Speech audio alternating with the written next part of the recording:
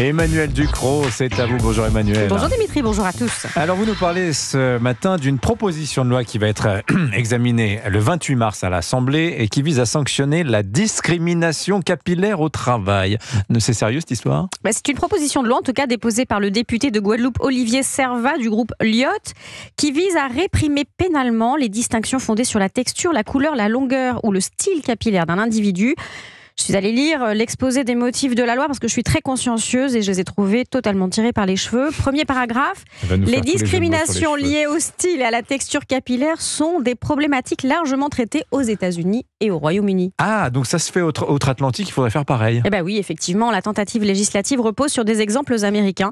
Une étude menée, tenez-vous bien, par une marque de produits d'hygiène, Dove, aux États-Unis, selon laquelle les 2/3 des femmes afro-descendantes changent de coiffure avant un entretien d'embauche, leurs cheveux afro pouvant être perçus comme non professionnels. Autre exemple cité très sérieusement, celui de Michelle Obama, qui expliquait dans une émission de télé qu'elle s'était sentie obligée de se lisser les cheveux quand elle était à la Maison Blanche. Alors oui, c'est un sujet politique aux États-Unis. Est-ce que c'en est un ici ? On ne sait pas.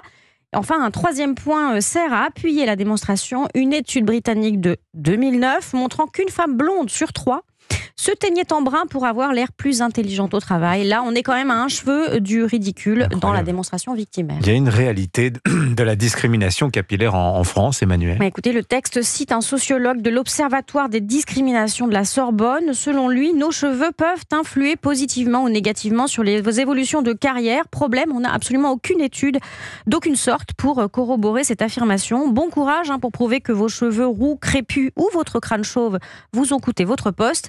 Les auteurs de la proposition de loi ont bien trouvé un exemple français à citer, récent, celui d'un steward d'Air France qui s'était vu reprocher ses tresses, mais c'était en 2012. Ce qui a été, quelle surprise, reconnu comme une discrimination par la Cour de cassation en 2022. Mais, 10 ans plus tard quand même. Oui, 10 ans plus tard, mais pour une différence de traitement entre les hommes et les femmes. Ce qui aurait pu être aussi une discrimination liée à l'apparence physique, c'est donc un non-sujet. Bon, est-ce que cette discrimination capillaire justifie une loi selon vous ? Non, la France interdit déjà 25 motifs de discrimination, c'est très bien, l'âge, le sexe, l'état de santé, l'accent.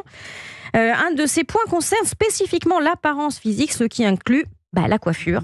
Vouloir inscrire dans la loi des choses improuvables et qui, dans le pire des cas, sont déjà sanctionnables, à quoi ça sert ? Eh bien, à un moment où on essaye de sortir d'une inflation normative délirante, ce besoin de couper les cheveux en 4 ne tombe pas pile poil. Je vous avais dit qu'elle les ferait toutes. Écoutez, c'était une petite dédicace à Donat Vidal-Revel qui tenait beaucoup, notre patron qui tenait beaucoup à ce sujet. Les au poil. Oui, oh là là, signature Europe, Emmanuel Ducrot. Merci. 7h, 9h.